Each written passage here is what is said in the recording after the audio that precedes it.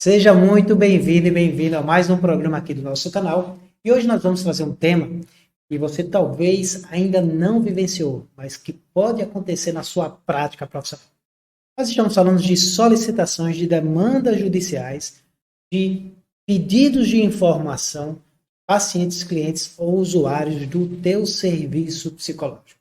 Isso acontece com mais frequência do que nós imaginamos e é bem comum psicólogos e psicólogas de práticas de demandas públicas, SUS, mas principalmente do SUAS, que atuam em centros de referência como o CREAS, como o CRAS, como o Centro POP, receber demandas da Justiça para prestar informações sobre usuários de serviços, muitas vezes solicitando relatórios e até mesmo acesso aos prontuários do serviço psicológico. Isso, inclusive, foi demanda recentemente, orientei uma colega da profissão aqui no nosso estado. Então, é mais frequente do que nós imaginamos. Por isso, resolvi gravar esse programa, trazer algumas dicas e orientações para você. Se você gostou, já deixa a curtida aí no nosso vídeo. Se ainda não é inscrito ou inscrita, por favor, né? Inscreve-se no nosso canal, acompanhe a nossa programação. Nos vemos logo após a vinheta.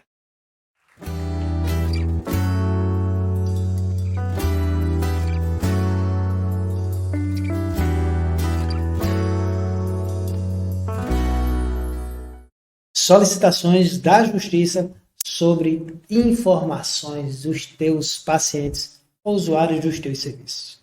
E agora, o que fazer? Primeiro, vamos lembrar que o nosso Código de Ética Profissional, ele resguarda o nosso sigilo profissional. E não é só o código, a própria Constituição Federal, nos seus artigos pétreos, ela defende o sigilo do exercício profissional. Então, nossa primeira dica é o seguinte: não basta a justiça solicitar e você já obrigatoriamente tem que fazer a quebra do sigilo.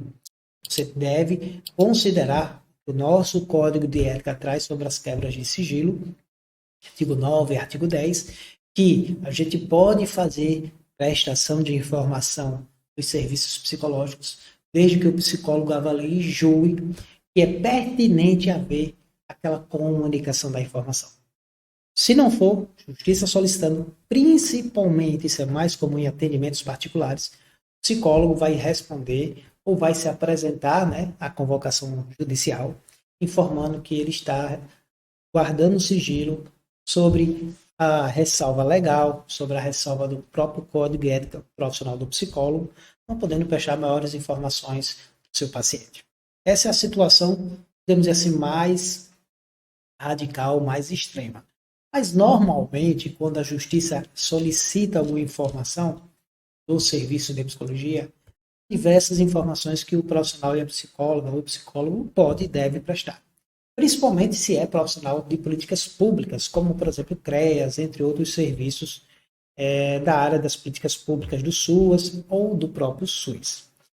Quando você atende pessoas que são demandadas de serviços de políticas públicas, nós somos obrigados a prestar algumas informações às demandas judiciais. Inclusive, vamos imaginar que você está atendendo um adolescente que veio de uma medida socioeducativa e que você precisa prestar serviço, acompanhamento psicológico. Faz parte do teu serviço fazer relatórios e encaminhar para a justiça sobre aqueles acompanhamentos. Então, é pertinente, sim, fazer essas comunicações. Só que cabe lembrar que o nosso próprio Código de Ética define que a gente só vai prestar as informações que são importantes para a autoridade judicial fazer as suas decisões, as suas providências e os seus possíveis julgamentos. Mas eu queria falar mais especificamente de situações em que você é provocado por uma autoridade da justiça para comparecer a um fórum, um depoimento judicial, ou até mesmo fazer a entrega de documentos relacionados aos seus serviços. Primeiro ponto, justiça convocando, você vai comparecer à convocação.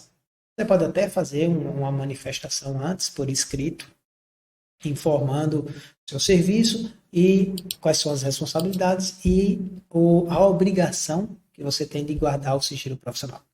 Mas vamos imaginar as situações que mais acontecem, envolvendo crianças e adolescentes vítimas de assédio, abuso, violência ou negligência.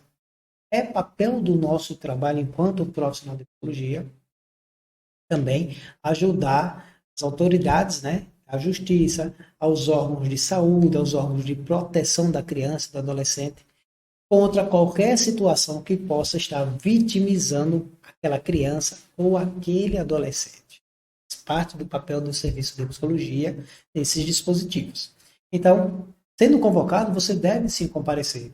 Mas vamos lembrar que, primeiro, você vai, na sua fala, na sua apresentação, apresentar relatos dos serviços prestados.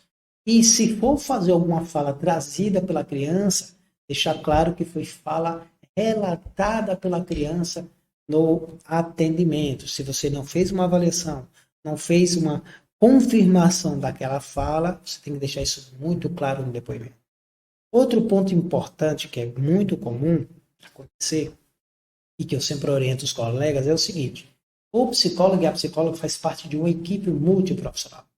Então não cabe apenas você, profissional de psicologia, de CRAS, de posto de saúde, de CREAS, assumir a responsabilidade de fazer comunicações, prestar informações sobre aquela criança, aquele adolescente, aquele idoso que pode estar sendo vítima aí de alguma situação de negligência de direitos. Não cabe só você responder por, faz parte de uma equipe multiprofissional. Minha sugestão é discutir com a equipe, é apresentar relatório conjunto com a equipe e no seu depoimento você também trazer os outros profissionais que atendem aquele usuário do serviço e conclusões conjuntas que vocês tiveram ao atender aquela pessoa a qual a justiça está prestando informações. Mas cabe lembrar que muitas vezes a justiça vai fazer solicitações que não competem ao psicólogo naquele serviço. Às vezes até julgamentos periciais.